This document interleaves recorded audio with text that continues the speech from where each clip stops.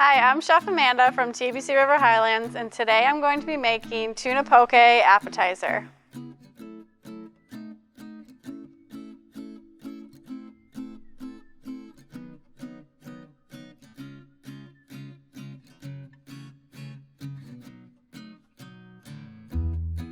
So let's get started. So we have a piece of sushi grade tuna here.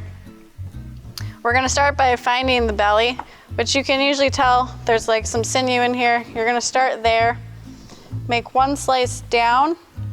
You don't wanna rock your knife too much. It'll rip the flesh of the fish. Put that to the side.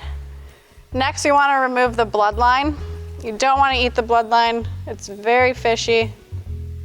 So you're gonna cut straight down, try and remove it in one slice, but you can always go back and remove the rest.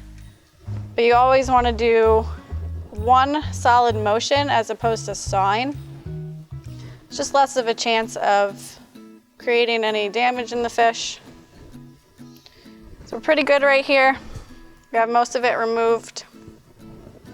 We're just going to clean our knife. And the key to this is having a very sharp knife. Personally, I prefer Japanese steel, which is this, but that's up to you.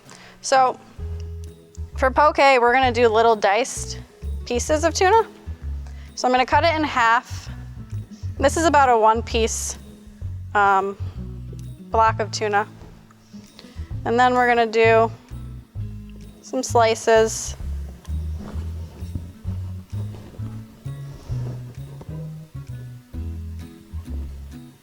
Got another slice. That looks pretty good.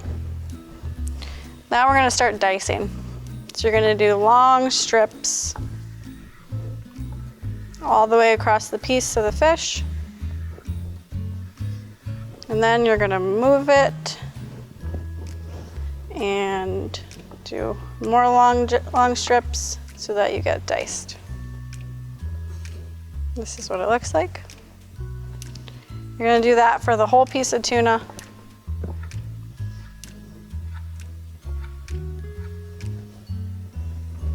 Well, this tuna is grade 1 or sushi grade tuna, which you can eat raw.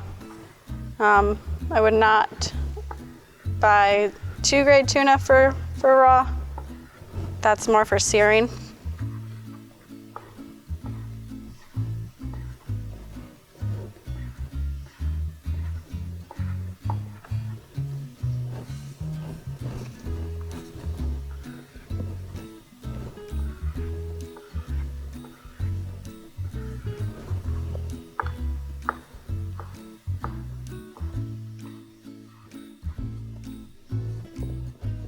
Okay, now that we have our tuna diced up, we're gonna put it into a bowl.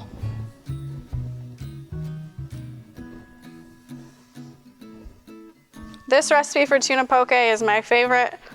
It's just something that I've picked up over the years, and then I kind of added my own spin on it.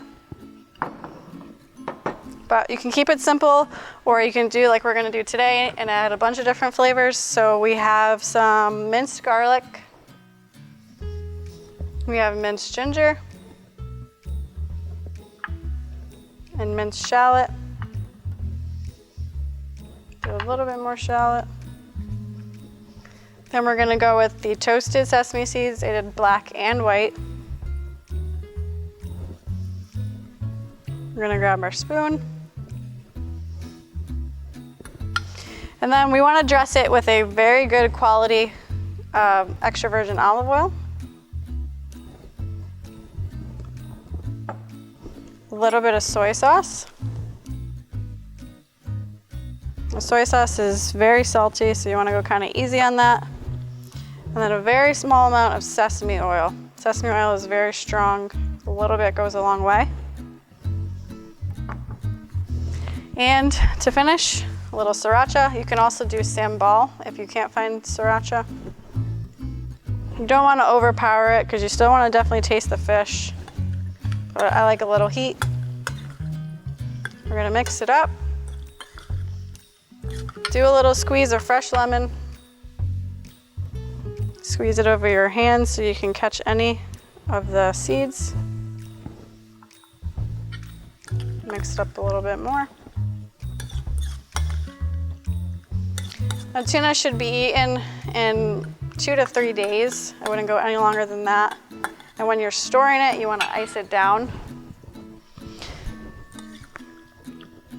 So this right here is good to go. Kind of pack it down a little bit so it marinates and you have less a chance of the air touching. You want to wrap it up in plastic wrap and let it sit for a little bit while we make the sauce. So now that the tuna is marinating, we're going to make the sauce that goes with it. So in this bowl we have some mayonnaise, just regular old mayonnaise, sriracha, and we're gonna make a spicy mayo. We're gonna add the sriracha, a little bit of our lemon juice,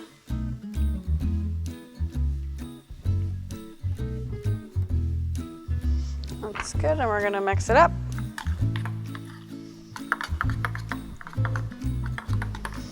If it's too thick, you can add a little bit of water. It really just depends on what you're gonna do with it. In this application, we're gonna put it straight onto the platter. So this is probably good. I'm gonna add a little bit more sriracha. I like it a little bit spicy.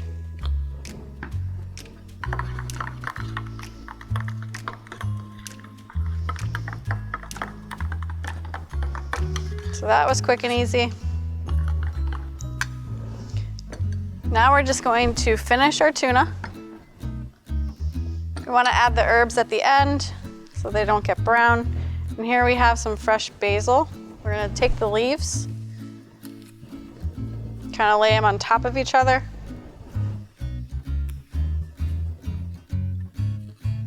And then roll them up. And this is called a chiffonade. So we're going to roll them up. We're going to use a really sharp knife. We're just gonna do little slices all the way down.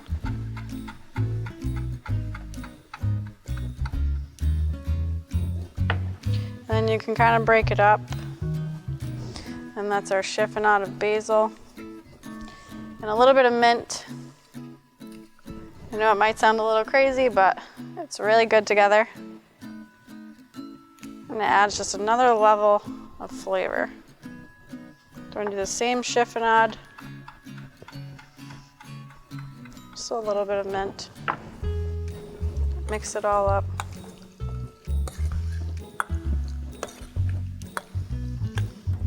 So now we're ready to plate. We have a couple different options here. First, we're gonna take our platter, do a little dollop of sauce. We'll just do a little smear. And then we have our radishes. This isn't necessary, but I thought it would look nice. So we're gonna do a little circle of radish on the bottom of the plate. This is gonna be like our border. We have this ring mold, which if you don't have, it's okay. Just make a little scoop. And we're gonna put our tuna right inside.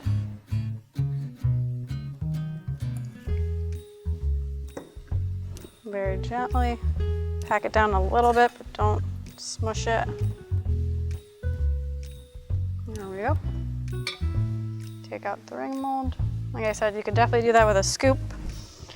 And then for a little garnish, we have some microgreens. These are actually becoming more readily available, especially in farmers markets. We get ours from a local company.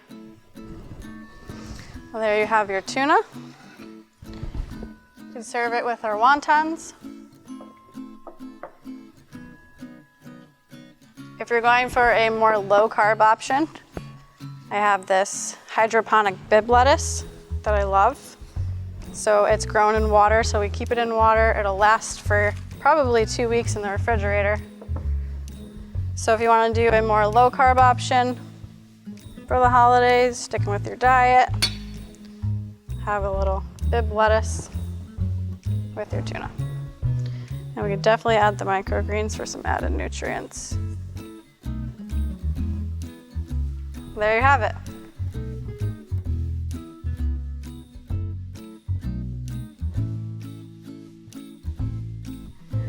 Thank you for joining me today on Cooking from the Cabinet.